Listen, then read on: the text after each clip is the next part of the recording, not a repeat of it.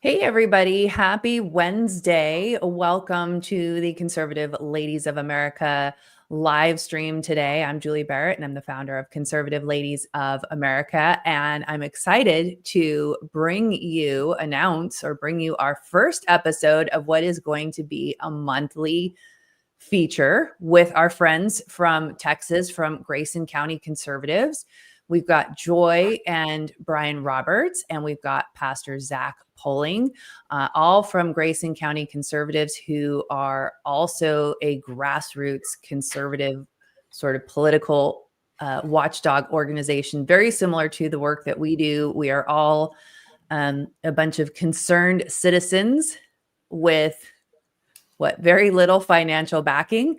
We do what we do because we are very passionate about protecting our freedoms, protecting our families, and really just getting the truth out to other citizens and really trying to engage other citizens in what's going on. And so we're going to be bringing this live stream to you with the Grayson County Conservatives the second Wednesday of every month.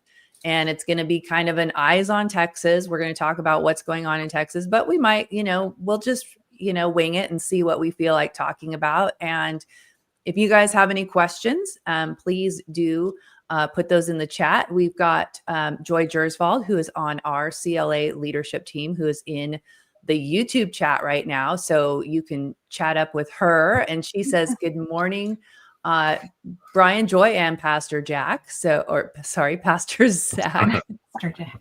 I think worse. From one joy to the other joy. Yes. So we have our joy and their joy. Our joy is complete. More coffee, Julie. Yes, I'm actually drinking tea today, Joy, because I'm feeling a little bit under the weather, but doing my ginger tea. Let's get rolling right into this. You guys just had a big election in Texas with a lot of amendments were on the ballot. We did a live stream a few weeks ago trying to educate the Texans that would be voting on what some of these amendments were. And the worst of them that we really focused on is Prop 15, which was a parental rights amendment. So can you guys recap really quick what that was about and kind of how things shook out last week with the elections? Well, it didn't go very good as far as the voting goes. As we've discussed in the past, the proposition language was quite different than the actual amendment. So a lot of people, I would say probably, I don't know what the percentage would be, but a very large percentage of Texans had no idea what they were voting on. And they thought they were voting to, quote, affirm parental rights, when behind the scenes, they were really adding government into the parental rights. And I think it passed 75, 80%, across the state.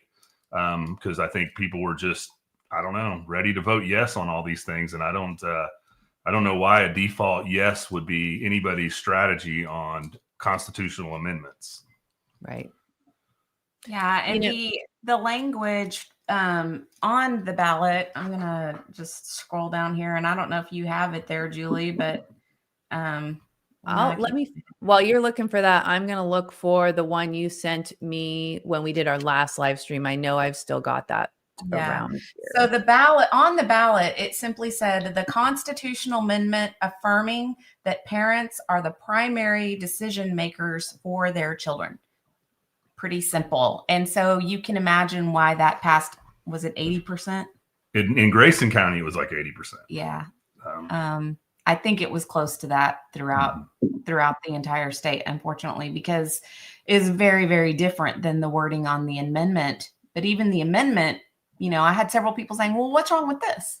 And then I would reply with, well, this is what's wrong. And they would go, oh, wow. Oh, I never thought about it that way, So there was definitely a lot of buyer's remorse the next day as people kind of looked into it and was like, well, what is wrong with that? And I attended quite a few conversations on that on X along those lines. Yeah.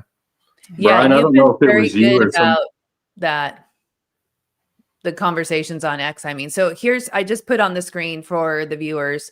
In the yellow circle is what was on the ballot.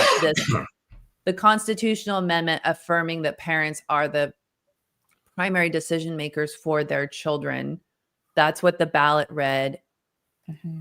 And then this is actually what goes into the amendment. So I'm sorry, Zach, I cut you off. Oh, I think Brian, was it you that pointed out if you don't know what it is or if you don't understand it, vote no? Yeah. I mean, I'm sure other people thought the same, but I kept to that theme quite a bit going into this. And I think would be smart in general. I don't know why we're in a default yes position in people's heads out there. Well, and Julie had said last month or whenever it was that we spoke that DeSantis recommends that in Florida as well. And recommends no. He recommends if you don't absolutely know what you're doing, vote no. Meanwhile, Abbott had on all of his social media, vote yes to everything. Every single, we had 17. Same with our lieutenant governor. Yes. Yeah. I think it's worthwhile to point out if our viewers are primarily considering themselves conservative, I think it's worthwhile that we point out that more government is not a conservative viewpoint. So if you consider yourself conservative, adding more constitutions to more amendments to any constitution, whether it's state or federal, that's really not a conservative viewpoint. Yeah, we pointed out that, we've been around since, 1836 was when we were founded as a country, the country of Texas, the Republic of Texas. Amen. But 1845, since we were a state, I'm pretty sure most of the important stuff was put on at the very beginning. We really don't need to add anything new. I think this strikes as something else that we're seeing across the board with people who call themselves conservatives, and they'll downvote anything that the Republican legislator or governor representatives want. And there needs to become an enlightenment in their own minds that just because it has an R beside it does not mean that that's a conservative law, amendment, principle. If it grows the government, that's not going to work out well for us in the end. I'd like to point out also that specifically on this amendment, and most of them, I think, they had to have 2/3 vote in both chambers, in our Senate and our House. So, as much as they wanted it to be, this is a Republican issue, the Democrats had to get on board or we wouldn't have had the amendments to begin with. Right. So, and for this one, our Senate, all the Democrats voted for it. And in the House, 2/3, 32-22, voted for this amendment. So I don't think that those Democrats are seeing it the same way. They're not looking at this as something that's going to stop their woke agenda and stop the judges from siding with them. I think they're looking at it that the judges might have a little leeway to do what they are currently doing or may do worse later. Maybe we should let's walk through this step by step and sort of where the big concerns are with this. I think for a lot of people, myself included, until I started really geeking out on policy and digging into the text of these things, it just felt like it was all Greek to me, right? And so I think a lot of people read this stuff and they don't understand, there's a huge difference. One of my mentors, who is a former Washington state legislator, one of the things he taught me early on is there's a big difference between may and shall.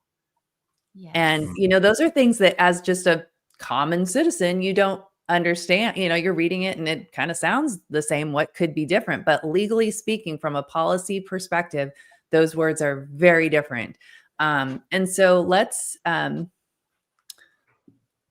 of go through this one by one. And this is specific to the Texas amendment. But what we want you all to know is that this is not just a Texas thing. There is a constitutional amendment that has been introduced in Congress. It was introduced in September by Republican Representative Mary Miller. And it's the same amendment. It's being pushed by the same organization that's called, you can look them up, they're the Parental Rights Foundation. Hat tip to Joy Gersvald for letting me know about them, because that's when I found the federal version of this, and they want it to be in every state, and then they want the federal version. So if you're watching and you're thinking, well, this doesn't pertain to me because I don't live in Texas, you live in America, and they're going to try to do this to the United States Constitution. So let's look at concern number one. The rights are tied to a government-defined responsibility. And Brian, I think that you have addressed this quite a bit on your social media posts about the responsibility factor here. Do you want to kind of talk about what this means? You don't have to read this verbatim, but your own, right. Like, I know that you've talked about this a lot. Sure. I think the danger in this is that the language is very clear that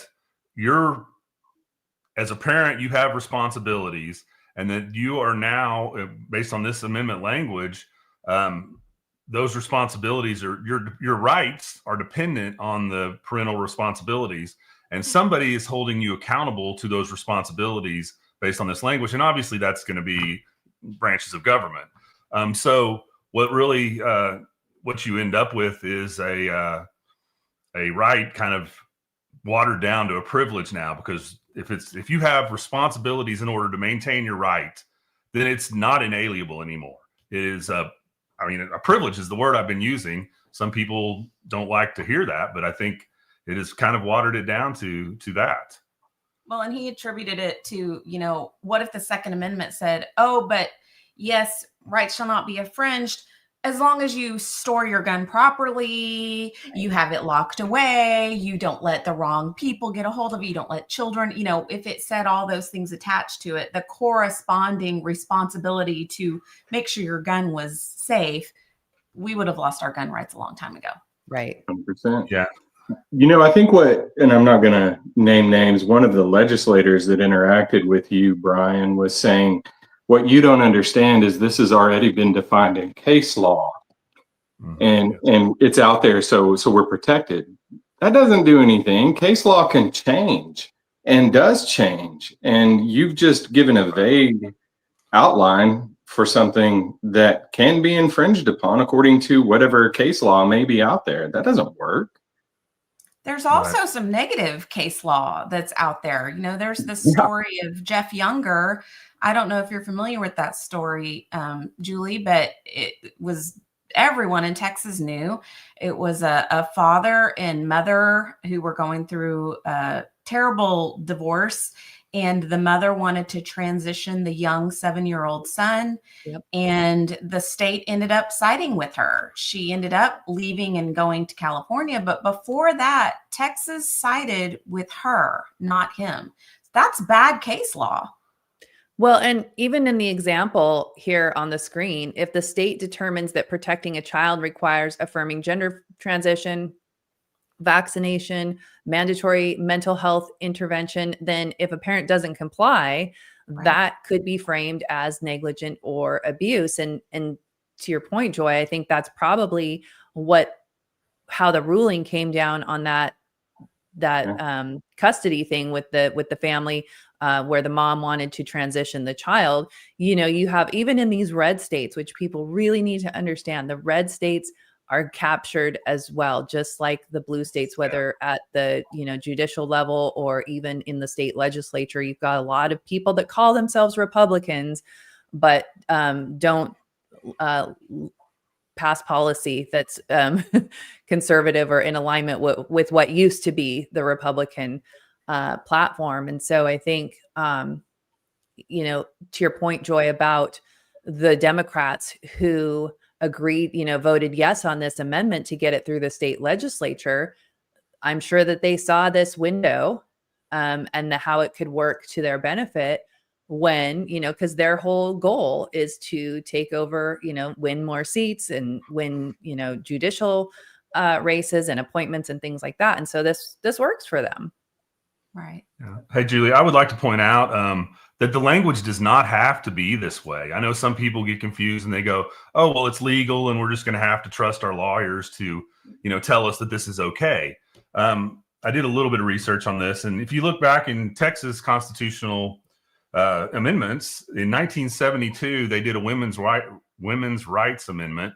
And the language was this. It's simple. Equality under the law shall not be denied or abridged because of sex, race, color, creed, or national origin. This amendment is self-operative, nothing else. That's what they did for that one. So I don't think there's really any argument that to put this amendment out there that they would need this waffle room that includes government. Right. Yeah. This reminds me of Titus 1:15 and the way that people have approached this. They're looking at it from a very innocent mindset that, well, we can trust our politicians, we can trust the government. They're Republicans. Titus 1:15, to the pure, all things are pure, but to those who are defiled and unbelieving, nothing is pure. Both their minds and their conscience are defiled. It's high time we wake up and understand just because they have an R beside their name doesn't mean that they have pure motives for what they're doing. And it doesn't mean they're going to be in authority for the rest of our lives. They can be voted out. Some of them will be, or they're going to retire. And people who don't have good intentions are going to get these laws. I think I said last time, we have placed a loaded gun on the table now, and anybody can pick it up and use it however they want. Yep. I think it's important for people to understand, for me, I didn't really understand until I really got deep into, politics and government, that even these elected lawmakers most of them are owned by lobbyists and special interest groups and PACs. And they really, and they'll make these concessions for policies that they don't maybe personally agree with, or they know it's bad policy, but they vote for it because they're afraid they'll lose their seat. They will get kicked out of the caucus, or they won't get good committee assignments or something like that, or money. Yes, exactly. And so while they might be good people, I always say it's not personal, it's political, or it's not personal, it's policy. You might very well be a good person, but you are being influenced to make bad decisions for public policy. And that's something that I think, sort of a little tangent here, but we're seeing with the Trump administration. Trump is like floating some really bad policies, but people are like, well, he's Trump, and so trust Trump, or, it's 4D chess. He's got a plan, guys. I think people really need to wake up. Yes, they do. I think our motto at GCC for a long time has been, we don't support people, we support policy. If we agree with a legislator on a policy, then we support the policy. If we disagree with them, we won't support it. And that's made us some enemies along the way, because people will come back, and I think you've heard it recently, Brian, but we're friends. I mean, we can still be friends, but we're going to oppose where it's not conservative, where it doesn't line up with what we hold to. And I would like to say, when someone is taking away my parental rights, my children's parental rights, who will one day be parents, they're not feeling much like my friend. Yeah. I'm pretty you're not my friend anymore. I'm sorry. You're my enemy because you are destroying rights. And take it as you will, but that's what it is. Yeah. You always have that toll road example. It's not just a new toll road fee or something. I mean, you're locking doors permanently when you pass things like amendments that are parental rights. This isn't even like, we have a big gambling thing. They're trying to get gambling legal in Texas or not. Okay. I mean, I don't want gambling in Texas, but this isn't going to make me become your enemy if you are for gambling. Right. But this is our rights as parents. This is huge. So you're not really my friend anymore. You know? You were talking about the money. You were talking about the money just a second ago, Julie. I was just going to point out, I don't know if it's like this in Florida or other states, but the single donor side of our money is becoming very exaggerated. I mean, people are getting $400,000 from one donor, $600,000 from one donor. Someone got almost $1 million from one donor, and that donor was Abbott. So it's really polarized as far as how the money's paying out. And it's really hard to see somebody getting $400,000 and then, a couple $100,000, maybe more over the whole thing, and not going, well, it's obvious where their influence comes from. It comes directly from that. It's too disproportionate. Yeah, we supported people before election, and they said all these things and even wrote articles saying all these things, and then suddenly they were in office and they kissed Abbott's ring and completely turned about and voted completely opposite of what they said they were going to do. Do you think, like, just kind of, guessing here, why do you think people do that? Like, I have some theories about, like, are they just green and they don't know how dirty politics is, and they think they're going to go in there and hold the line, and then they get in there and they're kind of being bullied about? What do you guys think? I think that's part of it. I definitely think that's part of it, but I also think that they get in there and they're wooed by a lot of things, power, money, you name it. Satan used temptation for Jesus. He knew that was the way to try to get, if he was going to get Jesus to turn, it was going to be with temptation, right? For the world. Right, for sure. And so if he thought he could do that with Jesus, imagine what he can do with us lowly humans, Exactly. That's one thing I try to consistently remind myself of, and our NGCC, is we're in Satan's playground. The governments of this world do belong to him, and unfortunately, that does include the U.S. of A. and it includes the state of Texas. And the Messiah, Psalm 2, he's going to return at the end of time, and he will destroy them. He will dash them to pieces with a rod of iron, destroy them like pottery. The politicians themselves should really keep that in mind. Rather than giving way to groupthink, maybe stand on your principles. Rather than representing your donors, represent your constituents. Money and the money that they give, that's bribery. You're taking money to vote in a way that you wouldn't otherwise vote.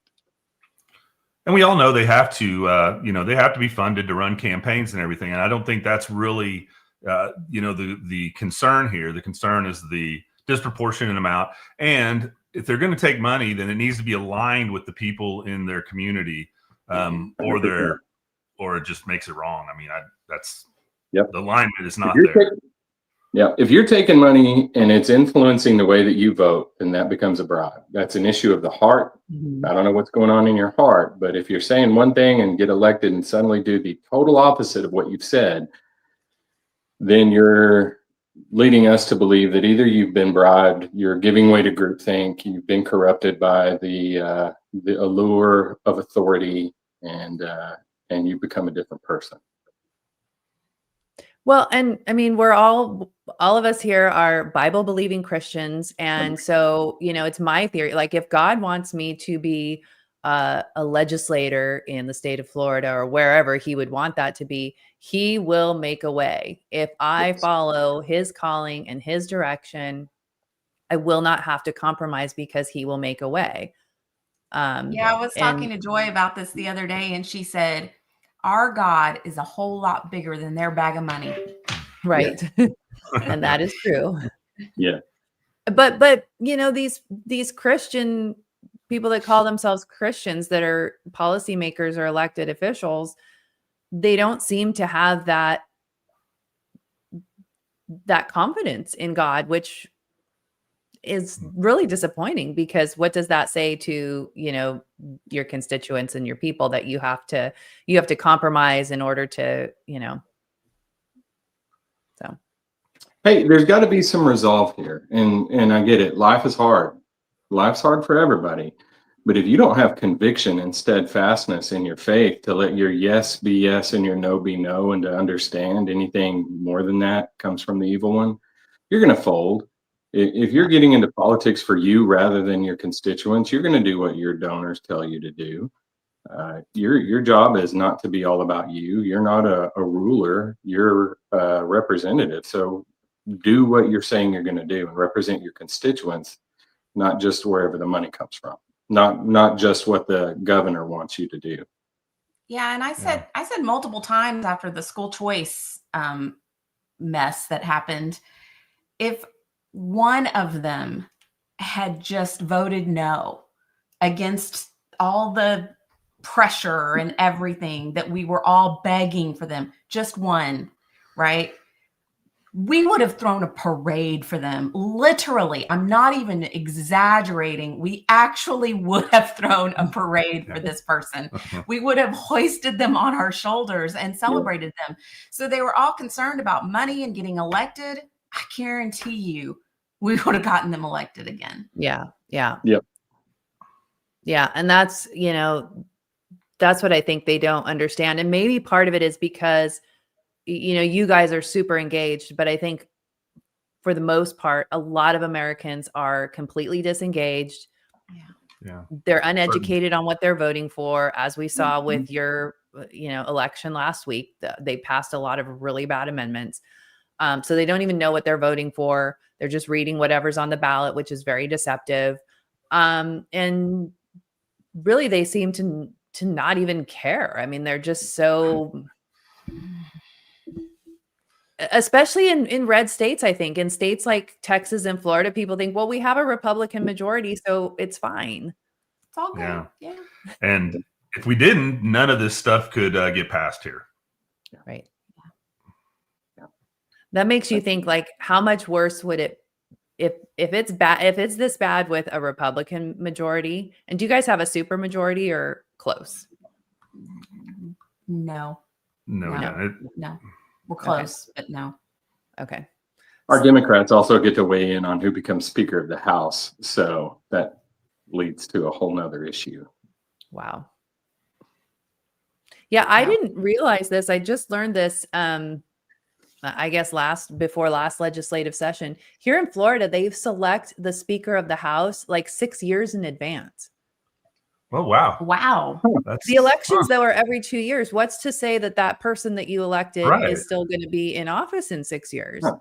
That's crazy. That's a slap in the face to the voters. I agree. Wow. Yeah, in Texas, it's like 2 months ahead, if that. Yeah, it's like going into the session. Right, and it's right. Do they change it every session? Is a new leader elected every session? Can be, but doesn't have to be. Okay. So do we want to go back to this parental rights amendment, or do you guys want to pivot to some of, I know we've got a lot on our agenda, so we can cruise through these. Yeah, we can go back to 15. I think it's important that people realize just how dangerous it is. Yeah. I mean, as far as I know, this is the first explicit parental rights amendment that any state has done. I think so too. That's true. Okay. That's what I've kind of looked with some slight research, and haven't had anybody challenge me on thinking that out loud. I believe you're correct. And go ahead. I think what it is that you guys are the first to have a constitutional amendment, but other states have passed legislation, which for the viewers, that's not the same. So it's easier to repeal a law, than it is to amend the Constitution. So now that Prop 15 has been adopted and amended into the state constitution, it's next to impossible to get it out. So concern number 2 is the word corresponding fundamental right is conditional. So as Brian, you talked about this earlier, they didn't say inherent or unalienable. They said corresponding, which means your rights exist into how the state interprets your responsibility as a parent. Yeah. Exactly. For your viewers, inalienable means it can't be taken away. Now they've become, your parental rights are alienable, meaning they can be taken away. They'll be redefined according to, I guess, in this situation, according to some politicians, case law. So just whatever. It could be anything. And it says it right there. And there were a lot of people that were saying, well, what about the parents who abuse or neglect their kids? And it was we have laws for that. Exactly. Yeah. We have laws for that. Just like we have laws that you can't murder someone with a gun. Right. Right. It's the same thing. It doesn't say shall not be infringed unless you murder someone with that gun. You know, so. This is just about how it doesn't include anything explicit about medical or educational decisions, which kind of leaves that loophole for the state to decide And here's something interesting, and this is probably one of the reasons why I'm so passionate about this whole parental rights thing.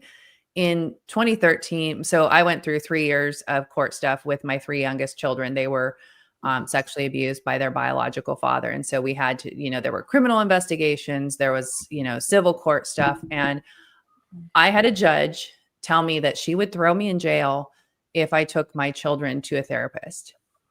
Wow. A judge told me I would be jailed for trying to help my children. Wow. When you have had somebody, when somebody challenges your parental authority like that, it really gives you a different lens on this. And what I would say to anybody who has a parenting plan through your government, you already have, the state is already a third party in your family, because you have this legal document that dictates when you get to see your child, who gets to make the decisions. And a lot of people don't think about it that way, but if you have if you're divorced or, co-parenting with someone and you have a parenting plan, you're already co-parenting with the government. Wow. Yeah. I never thought about that. That's not good. And look at CPS and how well that's working out for a lot of people. And now you've opened the door for that in situations where they deem that they need to be involved. How does this is the question, and this is where it hit home for us, is with homeschooling. Because like you said, education's not included in that. We homeschool. We don't rely on the government. We use classical conversations. Shout out to Robert Borton. We love that. It's Christ-centered. They have a very rigorous academic standard, and we enjoy doing that with our kids. What prevents now the state of Texas from coming in and saying, we're sorry, but we don't approve of the curriculum you're using. It's not broad-minded enough. It doesn't fit to the standard that we hold. So you're going to have to stop doing that and use different curriculum or send them to public school. And our side over here, and we agree with everything Zach said as well, but we have vaccine injured children from when they were young. Our oldest got the DTaP, had a fever of 109. Probably, it's a miracle that he lived. It's more of a miracle that he's a normal 20-year-old kid going to college, healthy, happy, very smart, great, full ride scholarship kid. It's awesome. It's honestly a miracle. So we stopped vaccinating, and it was very scary at times. It's become more of the norm now, so it's not so weird. But y'all, 5 years ago, or 10 years ago especially, it was not the norm. We had to take him to go get stitches on his knee, and, holding my breath the whole time. This is the government getting involved. Of course, it's through the hospital or whatever. But if they think, you're not giving your kids the vaccines, we're going to call CPS, because what else are you not doing? It's the same. It's the same thing. It's very, very scary. And we have some groups that we followed for years that pushed this, some homeschooling groups, some vaccine freedom groups. And it's been very, very just shocking to see it. And also it feels like betrayal to see them supporting the Parental Rights Amendment. Correct. Yes. Because they supported Prop 15. And so it was really, really, really sad, is I guess the best way to put it. Well, their support was kind of shallow too, because like everybody else that supported it, they just would tell the people, go vote for it, and base that on the trust. And if they made any arguments on it, it was just based on the ballot language, which didn't tell the whole story. Well, that kind of goes back to what we were talking about. You're hearing a group that is for vaccine choice that's supposed to be protecting homeschoolers, and the immediate assumption on the part of those that support that group, whether they're financially or are part of that group, they think, that group usually or has always defended us. They go to court for us, so we can trust them with this amendment. What they didn't do was read it for themselves and think critically. And those days are over. We can no longer be the type of people that just take somebody else's word for it. You're going to have to discipline yourself to actually pick things up. In this case, this unbelievably bad amendment. Read through it yourself. Think for yourself. Is there anything that could be done with this that we would not want done?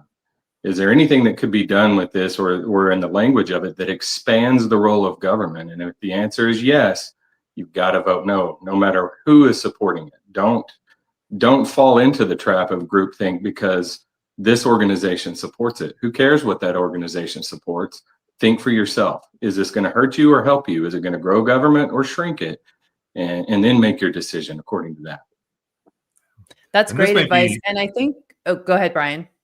Oh, I was just going to say, this may be a comment for a whole nother show, but the commonality of some of these groups and these politicians and in their support is exactly, they're funded by the same people, the same sole donors. So big picture, that's a big conversation. It's probably not where we want to go today, but that's well, it is a big conversation. I think maybe that's the conversation we have in December, but kind of just tacking on to this, and it ties in with that bigger conversation about funding, is there's a lot of parental rights groups and organizations, some of them national, that are heavily funded, that supported not only Prop 15, but also your school choice bill. Yes. And then, I've been on a rampage on this App Store Accountability Act, which passed in Texas. I think it was Senate Bill 2040. I might have the number wrong there. This is a gateway to digital ID. They message on it as it gives parents tools to protect their children. But what it does is it requires every single American to have to provide their government issued ID or biometric data in order to download an app from the App Store. It's not just about kids. No. It's terrible. Yeah. Again, any app, the weather app. Yes. Think for yourselves, is this expanding the role of government? And if it is, you're going to end up on the losing side of that every single time. I know it's hard as parents. Heaven forbid you're going to have to give them a phone that you track what they're watching. But again, that's your kid. So be diligent with them and raise them up in the Lord as Christian parents to protect them. But you don't need daddy government coming in trying to run your show. What you need to do is step up your game as a mom and dad and be diligent in what they're doing. Amen. And just for viewers outside of Texas, Texas last session already passed a anti-pornographic material bill. So this really doesn't really help to address that. No. Well, what we got on our end of it when we oppose stuff like that is, well, I guess you just want kids to have access to pornography.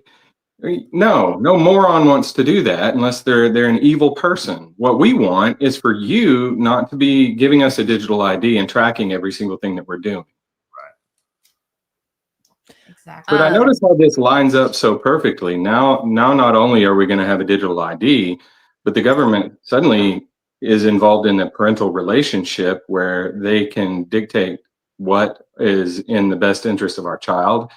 And with school choice, they've got their foot in the door with education from the local level all the way up. So looks like they're about to run the table on Texans, and everybody's cheering them along the way because they're not actually paying attention to what's going on. We've also seen people that are excited about the school choice thing because there are some private schools that don't accept vaccine exemptions. And they're saying, oh, well, with school choice money, they'll have to accept it. So instead of going about this from, look, our bodily autonomy from vaccines is an inalienable right, let's make sure that there are no mandates in Texas at all. Instead of going about it from that way, it's like, oh, well, but they'll be forced to take our exemptions. Yeah, we shouldn't even have to have granting us rights. Right. Yeah. Yeah, it's really interesting to see how, I think everybody around the country thinks of Texas as this like conservative bastion.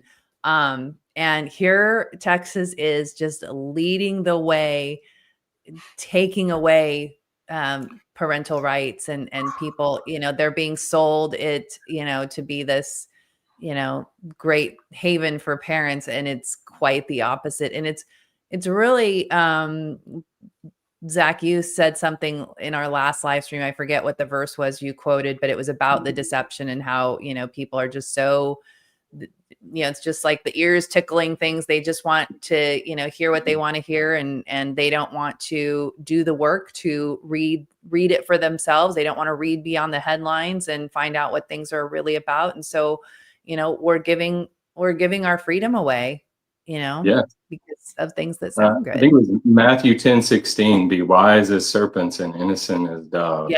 Yes, and, that was it. We're lacking the wisdom, the shrewdness of serpents, but we're definitely innocent. It's, they're from the government, we can trust them. That's Right. become kind of the motto. They're Republicans. They will always do what's best for us. Right. Yeah, and there becomes this like red versus blue and nothing else. Mm-hmm. Oh, you don't like Abbott? Well, then what are you for Beto? It's like, yeah. Well, no, obviously, if Abbott isn't conservative enough, Beto is going to be completely, definitely not as conservative. In fact, if you watch social media, that's exactly what fleshes out. If you oppose the agenda, you're a liberal. No, we're conservative. We want less of you, not more. Right. I think everybody should start asking, is it an accident that Texas is ground zero for some of these things? Right. I mean, I don't know. Would it, if you wanted to have a more oppressive government that was against your rights as a parent, or control of the school choice, would you start in California or would you start in Texas? And if you could knock that one off, then how much easier is it to knock off other states? And point to Texas and say, hey, look, that's what the conservatives are doing. Let's do it here. There's a saying, so goes Texas, so goes the United States, so goes the United States, so goes the world. And, as Texans, we love Texas, 10th generation Texan, that's our thing. You heard Zach, when I talked about the Republic of Texas, get all excited and start cheering. We can't help it. It's in our blood. So to see this happen, it's really hard. So we do say, so go Texas, but I think it's true. I think that's one of those things that, yes, we're beating our chests, but in that case, Texas it's something that we really need to be concerned about. The whole United States needs to be concerned about what's going on here in Texas. Don't mess with Texas, except for parental rights. You can do that, but otherwise, don't mess with Texas. Yeah. I put this comment from Silvermine up on the screen here. Look at Texas's Islamic population, and this is happening in Florida too. People only think of Michigan, but the numbers are massive in Texas. They're pretty high in Florida as well. I think they're high across the board in United States. You've got I don't know if Texas has done it, but Washington did this year with, I think, only one person voting no, at least in their Senate, on adopting Islamic holidays as state holidays. And I think we passed that. I think we passed that as well. And I'm not one of the things that's happening in Florida, and this is probably going to happen in Texas, because Florida's had the school choice for a while now. The Islamic schools are using the school choice money. And that's one of the things that school choice opponents have been talking about is these funds are not going to schools that, believe in the American way and, American values. And really, I think this is a point you guys made during the whole school choice fight was LGBTQ schools, schools that are pushing these radical agendas. You have no way of denying them the funds, right? Like if they meet all the criteria. Right. There are 22 Islamic schools that are considered accredited that could qualify for school choice funding now. And I can't remember the number that was in the wings ready to go, like trying to get there, but I believe it was about 20. So we're talking 40 in the state of Texas. I do know that Texas is the third most Islamic population in the United States. Dallas being one of the biggest areas, and Dallas is the fastest growing as far as the number of mosques. And we have a whole community being built. Is that Blue Ridge? That's one of them. Yeah. There's a whole community being built in Blue Ridge, Texas, which is just a small little rural town outside of probably an hour from Dallas, maybe. And it's a huge Islamic master planned city. It's in the county versus the city. So there's not, unfortunately, the state several sessions back started tying counties and cities' hands from allowing what could go on county land. So they're coming in and nobody can do anything. It's private land. It's private group. Everybody wants to stop it, but there's nothing we can do. Supposedly Abbott has put a stop to it, but he hasn't done anything, you know. Abbott took money from the builder as lobby money. Yes, he did. Quite a bit. Yeah, I can't remember the number. It's very scary what's happening to Texas. So everyone really does need to keep an eye. And to be clear on that, for illegals too. Yeah, exactly. And on our end, when it comes to stuff like school choice, well, you're fine with Christians taking money for their private schools and not Muslims. No, I don't want the government's money in any of that. Right. Exactly. That's the whole point. I don't want it going to a Hindu private school either. No, it's just none of it. How about that? That's our tax dollar. I think that's, that has been the message that we have tried to relay is when you take government money, it's no longer private school. And the whole point of having private Christian schools is so that the government isn't messing in your business. But when you start taking school choice funding, you're now tethered to the government and the government is in your business. Exactly. Yeah. And philosophically, this doesn't line up, like you said, with the culture, the principles that our country was founded on. If you want to know what a country looks like that's founded on the Quran, then go to the Middle East, to Afghanistan, one of those countries. If you want to know what a country looks like that's founded on the sacred writings of the Hindus or the Buddhists, go to India. If you want to know what a country looks like that was founded on the Protestant principles of Scripture, look at what our founding fathers did. And that is going to dramatically change when you begin to deliberately import masses of people that don't hold your worldview, and you're allowing them to build their own cities, which you can't stop, and they're going to have their own private schools and use government funding to pay for that.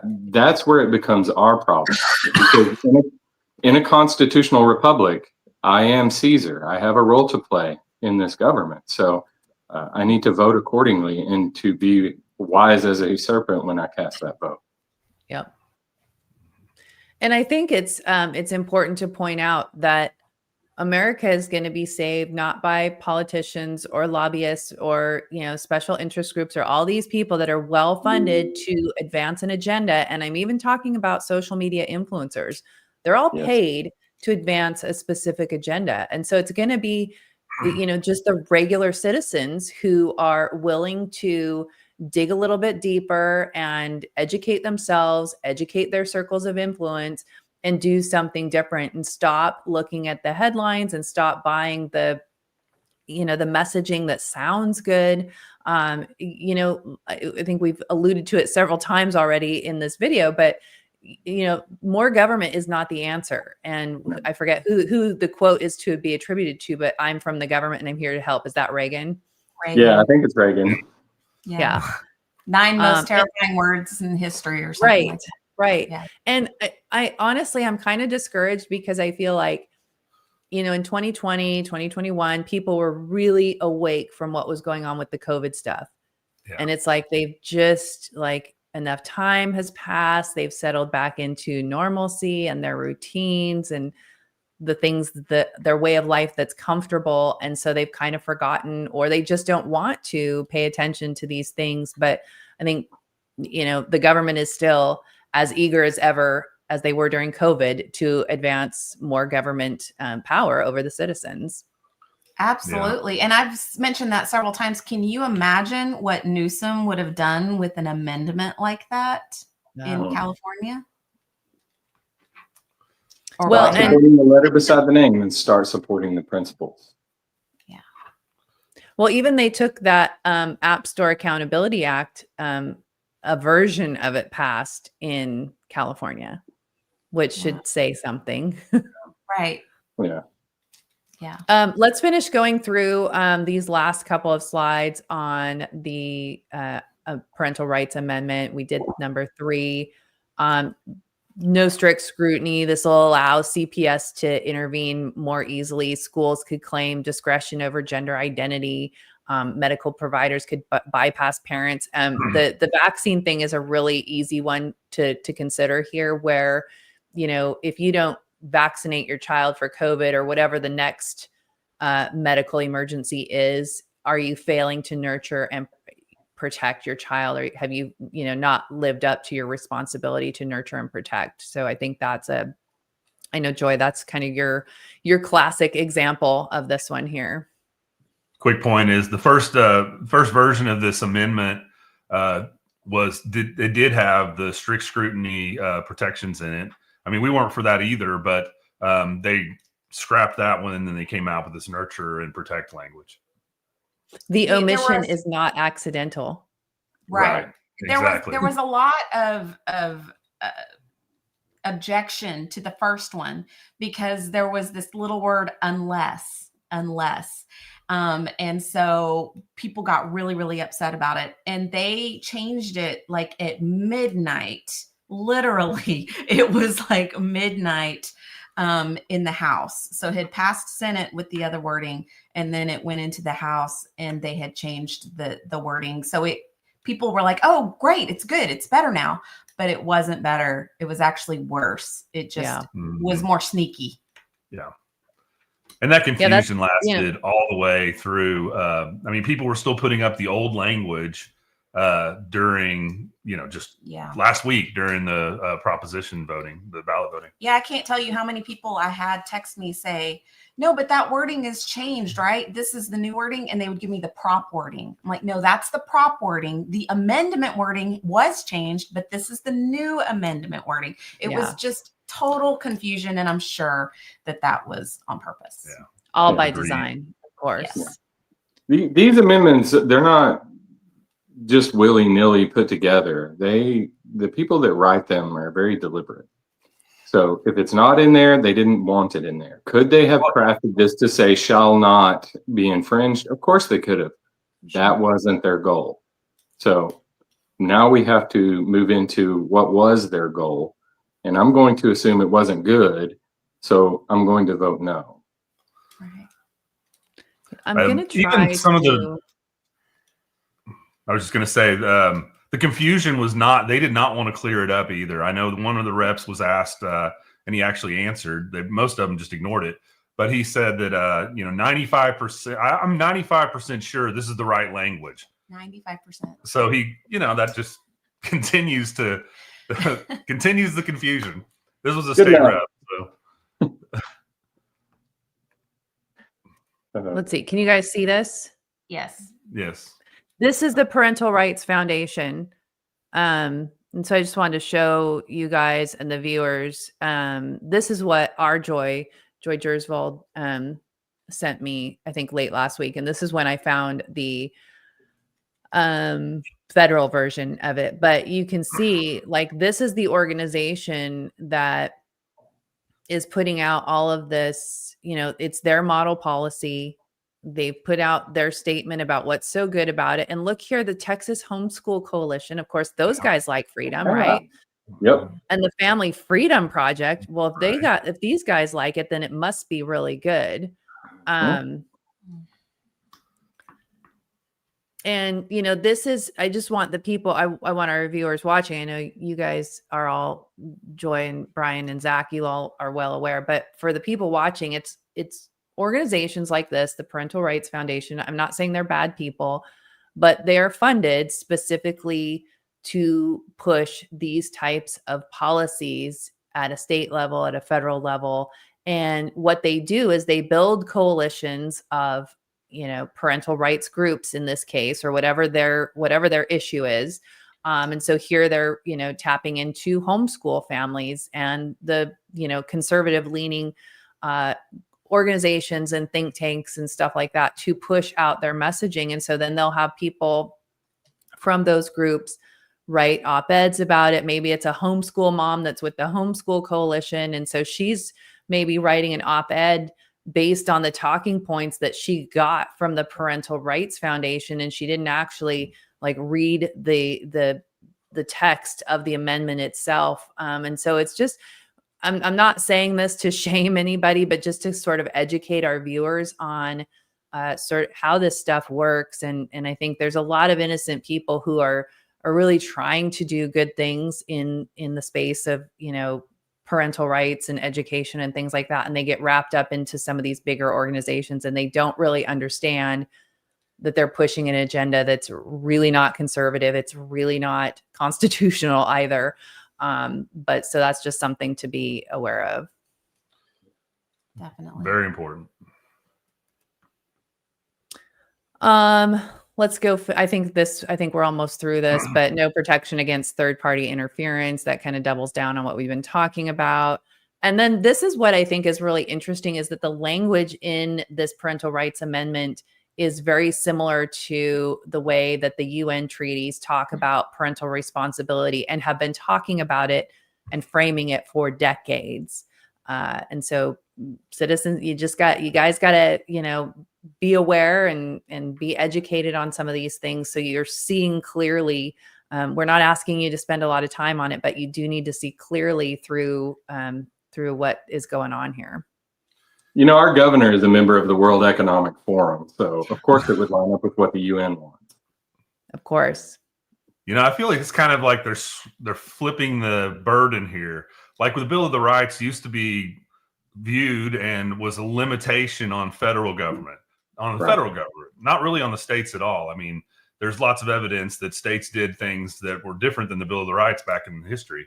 But the 14th Amendment kind of flipped that and changed it to where the feds now were responsible for policing the states on those issues. So at some point it changed from a limitation on the feds to, policing the states. Now, is something like that happening here, where the states are now flipping these rights? Instead of it being a right, now the state's saying, well, I'm going to police you because you have a responsibility. So I don't know if that's just kind of off the cuff there, but that thought just popped in my head there while we were looking at that last slide. Very much things accurate. Again, are your rights derived from the Lord our God, and are they inalienable, or are your rights derived from the government and therefore alienable and subject to change? And in this case, we just defined parental rights not as inalienable, but alienable, because case law can and does change. Yep. Mm-hmm. Right. It's like, oh, well, you get an A because you're doing all these things correctly, so you're a good parent. But you get an F because you didn't vaccinate your kids, and you get an F because you're homeschooling with classical conversations, and you get an F because you have guns in the house, or you get an F because you spank your kid, or whatever it is. I have we have some guests who are staying at our house over the weekend, and they're from Texas, North Texas in the Panhandle, and she's a part of the Republican Women's Club. They're very conservative. And they were talking about how bad the school choice bill was that passed. And then I started talking about the Parental Rights Amendment, and they had voted for it. And the language on their ballot was very different from the amendment. And when I went over the amendment with them, they were just sick that they had voted for this amendment, because they got it, they've been in politics and kind of in that stuff world for a while, that they very well understood the deception on the ballot versus the actual text of the amendment. And I think they are probably not alone at all. Definitely not alone. We saw, like Brian said earlier, we saw multiple people the next day going, oh no, I didn't realize. I thought it said this and that sounded great. I didn't understand. We also had the people that said, well, no, it said this, so it must be good. It was like they didn't want to admit that they did something wrong. They couldn't face it. And, that it's very frustrating. There needs to be a change too in how they're presenting these on the ballots. The language that they used to caption it to protect parental rights, that's so incredibly misleading. And there's a lot of people that bought that when they saw it. They thought, well, of course I want to do that. But it didn't represent what was actually in, as you said, Brian, in the amendment. They didn't read through exactly what was there. And as we said before, those days are over. You're going to have to read that for yourself and think for yourself, not look at what your rep says, not look at what the lobby groups say. Don't look at what your any other group that's out there that's supposed to be for a political action. Read it for you and then make up your mind. And you know who did read it? Social media influencer. Yeah. You know who did read it is the legislators that voted for it, because it's on one tiny little page. Right up at the top is the actual amendment, and down at the bottom they crafted the language that would be on the ballot. So they knew what they knew what was going on. Then they were 95% sure that it was good. So yeah, 95%. When they voted on the amendment, they also voted on the language that would be on the ballot. Correct. Yeah. Oh, yeah. Wow. 3/4 of a page total. Texas has one issue legislation. So if you pull up that one thing with the little yellow, Julie, then you can see, not that one, but it had like the that's it right there. Does it say that works? Oh, okay. Okay, so see the bottom rectangle?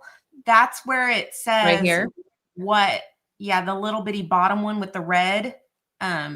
It's exactly the same wording that's on the right, but the one on the bottom is where they voted on that wording specifically. And that's why I have an arrow to that. Gotcha. Okay. Yeah. So the top with the green writing is the actual amendment, but the bottom is what they voted that Gotcha. the proposition. So this is the same thing. Oh, yeah. Okay. Here it is. Here, this last sentence is that's what was on the ballot. Okay. Yes. Yeah. Wow. Yeah. So, bait and switch right in front of you. Yeah. Yeah. It's right there. Right. Yeah. And this, I think it should be illegal for a proposition to say anything different than the actual language of the amendment. Mm-hmm. Someone was saying, well, it can get a little confusing. Maybe you should have like an explanation of what it says to the right. I'm like, no, because the explanation can be maneuvered with and, messed with as well. I'm like, if you don't understand it, don't vote for it. Right. Just because it doesn't change anything. It doesn't take away rights. That's the thing people didn't seem to understand too. Like, well, if we don't vote for it, then we're voting against parents. Well, no, it doesn't change anything.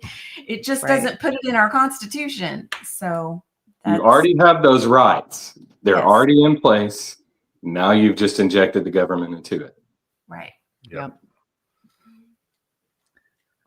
Well, we are coming up on, it is noon. It's afternoon for you guys already there in Texas. We could go on for hours and hours, and I know we all have other things to do, and I greatly appreciate your time. I want to encourage people between now and next month. There's more information on Prop 15 and some of the other amendments. If you just want to educate yourself, please go to GraysonCountyConservatives.com. And you can learn how to get connected with these guys. If you are anywhere in Texas, not just Grayson County, you can reach out to them. They can, I'm taking a lot of liberty here and saying that you're going to help get people connected no matter where they are. But we'll do our best. I imagine that you're connected around the state. And if nothing else, they could be a resource for you. Because they follow a lot of things during the legislative session and things regarding elections. When we come back next month, we'll all have to kind of figure out which direction we're going to go, because there's so much that we could talk about. And this follow the money thing is something that we're all very we're all very much in that rabbit hole of connecting the dots to how the money trail pertains to legislation. And it really is, our government really is bought and paid for.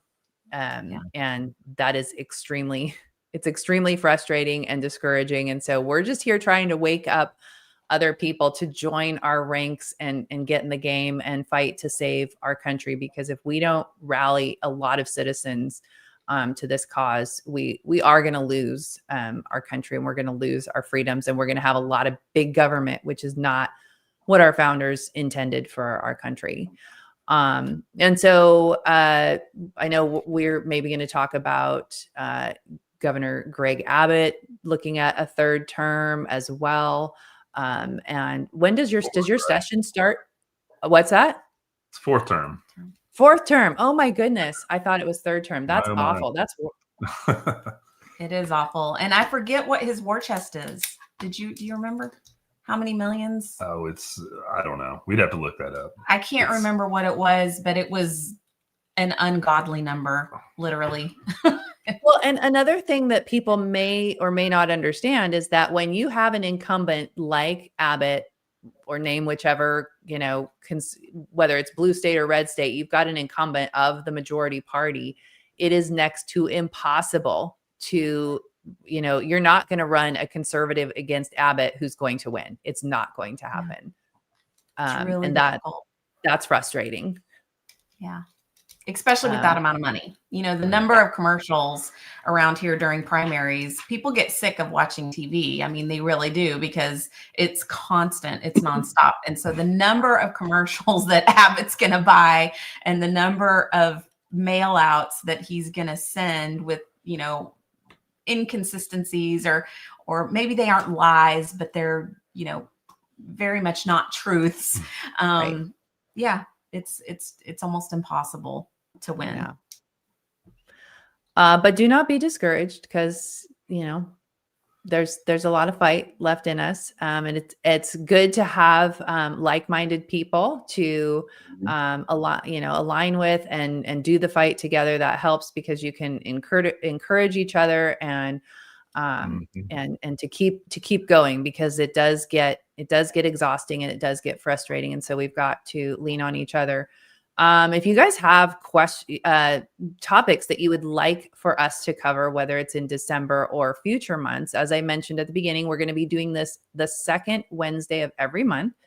And it's going to be a focus on Texas. So if you have Texas related topic that you would like us to address, especially if it's, if there's something connected at a federal level that, all of us in the country need to focus on, we would love to do that. If you send us your, let me see if I've got a banner here, but if you send us your suggestions ahead of time, you can reach out. There's a contact form at conservativeladiesofamerica.com. And if you send that to us, we'll all take a look at it and see what we can do there.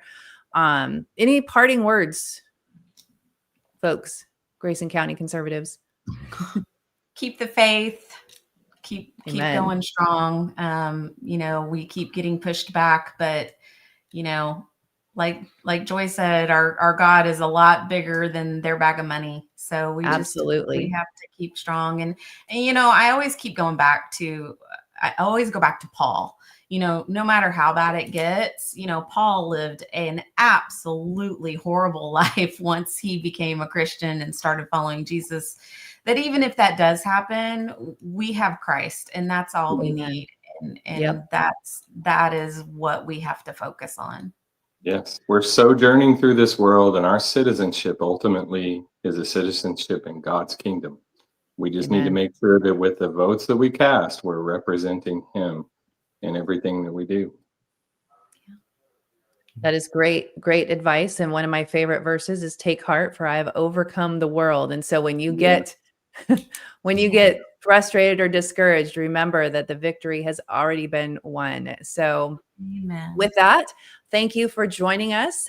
Please do share the replay of this video far and wide, especially if you have friends in Texas, and make sure you get connected with Grayson County Conservatives. You can also find them all over social media, Grayson County Conservatives on X and Facebook. And where else are you guys at? Are you on Instagram?